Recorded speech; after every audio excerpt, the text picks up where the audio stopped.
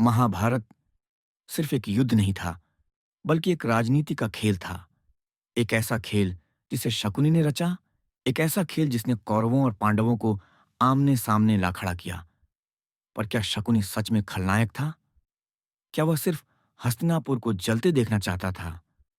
या उसके पीछे एक दर्दनाक कहानी छुपी थी? और सबसे बड़ी बात, इतने सारे पाप करने के बाद भी उसे स्वर्ग क्यों मिला? आज हम शकुनी के जीवन की पूरी कहानी जानेंगे, वो राज जो शायद ही कोई जानता है। शकुनी एक ऐसा नाम जो महाभारत के सबसे धूर्त और चालाक इंसान के रूप में जाना जाता है। लेकिन उसकी कहानी सिर्फ छल और कपट तक सीमित नहीं थी। उसके हर कदम के पीछे एक गहरी चोट थी, एक ऐसा घाव जो कभी भरा ही नहीं। गांधार का राजकुमार था शकुनी, जिसकी बहन गांधारी सुंदर, बुद्धिमान और शक्तिशाली थी। लेकिन भाग्य ने उसके साथ क्रूर खेल खेला। भीष्म पितामह ने उसे धृतराष्ट्र की पत्नी बना दिया, एक ऐसे राजा की जो जन्म से ही अंधा था। गांधारी के पिता महाराज सुबल ने इस शादी का विरोध किया था, लेकिन कौन भीष्म के आगे टिक सकता था। मजबूरी में उन्होंने अपनी बेटी का विवाह धृतराष्ट्र से कर दिया, लेकिन हस्तिनापुर ने इसे उनका अपमान समझा। शकुनी और उसका पूरा परिवार बंदी बना लिया गया। एक एक कर उसके भाइयों को भूखा मार दिया गया। और अंत में मरते हुए राजा सुबल ने शकुनी से वचन लिया, इस अन्याय का बदला लेना, कुरुवंश को नष्ट करना। और तभी एक नया शकुनी जन्मा। अब वह सिर्फ एक राजकुमार नहीं था, वह एक रणनीतिकार था, एक प्रतिशोध की ज्वाला। शकुनी के पास जो पासे थे वो साधारण नहीं थे।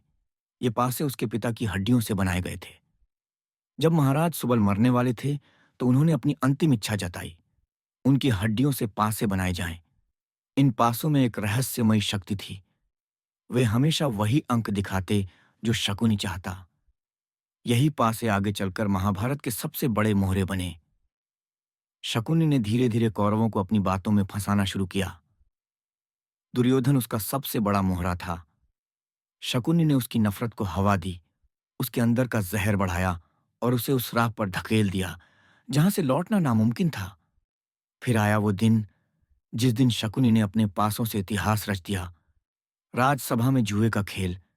युधिष्ठिर ने एक एक कर सब कुछ खो दिया, अपना राज्य, अपना धन, अपने भाई, यहां तक कि द्रौपदी तक। लेकिन शकुनी ने यह सब क्यों किया? सिर्फ बदले के लिए?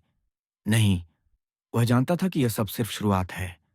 कौरवों और पांडवों के बीच खाई इतनी गहरी हो चुकी थी कि अब युद्ध निश्चित था। 18वें दिन कुरुक्षेत्र युद्ध अपने अंतिम चरण में था। कौरव सेना खत्म हो चुकी थी और अब बारी थी शकुनी की। सहदेव ने उसे युद्ध के लिए ललकारा।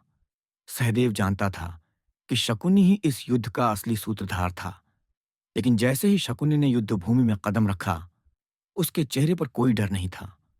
वह मुस्कुरा रहा था, क्योंकि उसने जो चाहा था वह पूरा हो चुका था। उसने अपने पिता को दिया हुआ वचन निभा दिया था। लेकिन मरने से पहले उसने सहदेव से कहा, मैंने जितने भी पाप किए वो मेरे परिवार के लिए थे। मैंने दुर्योधन को सिर्फ मोहरा बनाया, असली खेल कोई और खेल रहा था। और फिर सहदेव ने अपनी तलवार उठाई और एक ही वार में शकुनी का सिर धड़ से अलग कर दिया। पर कहानी यहां खत्म नहीं हुई। शकुनी, जिसने छल और कपट से महाभारत की नींव रखी, जिसे इतिहास ने खलनायक बनाया, उसे अंत में स्वर्ग मिला। इतने पापों के बाद भी शकुनी को नरक नहीं, स्वर्ग क्यों मिला? क्योंकि उसने कभी खुद के लिए कुछ नहीं किया।